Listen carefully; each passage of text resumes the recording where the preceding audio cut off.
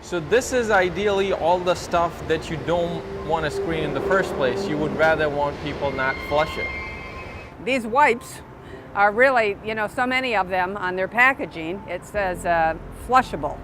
Well, I'll tell you what, they might be flushable, but they are not biodegradable, and they are wreaking havoc on all the sanitary sewer systems throughout the entire country, quite frankly. This was a pump. We got a phone call from a homeowner, and the alarm had gone off that they were having a sanitary backup in their home. The alarm was going off, and when we got on site, what we found was the grinder pump itself. And as you can see, it's kind of dirty. It's in the back end of one of the trucks here that we have. And this is what was in the pump. These are flushable rags that people use. They're wipes, sanitary wipes. I don't know what to call other than they're just wipes. This is what we took out. 13 bags of wipes and grease. This is what the station looked like when we arrived. This is from one station. This is one station serving one residential home.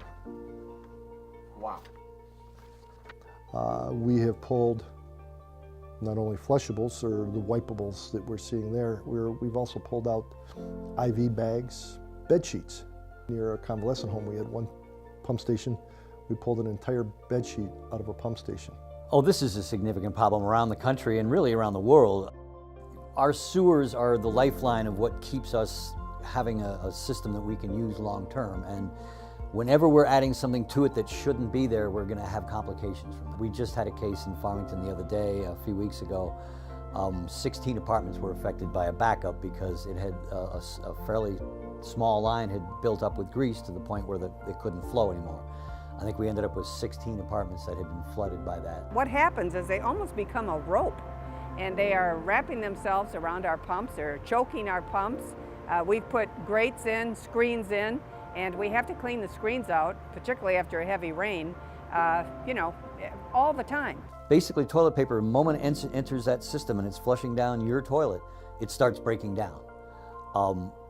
Basically, wipes will not break down. They just won't break down. And they end up, one will attach itself, you get a little grease on it, another one will attach itself, more grease, and you end up with this pile of rags and grease that will block any line. And if you don't do something about that, over time, you're going to have more and more lines backing up and flooding people's homes.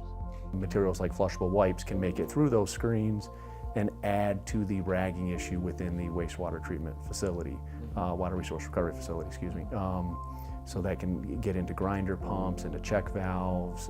We looked at some of the different situations where it can block and impede the treatment process, and it's a manual, typically a lot of manual labor has to be exerted to clean out that equipment and get it back into service. This is all ends up costing the system. So everybody who pays a rate is paying part of that rate into fixing these kind of problems. And if you're not affected directly by a backup and it's in your home, you're still paying for it every month when you pay your bill, because all these things add up over time.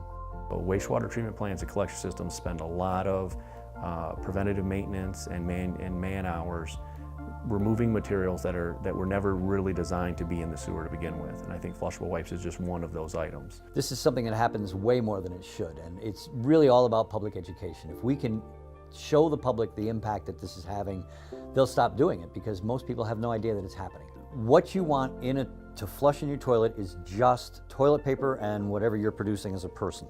When you're going to the grocery store, no matter what you're buying, if you're buying those types of materials, just try to, I guess, at first reduce the amount of that material you're using in your home.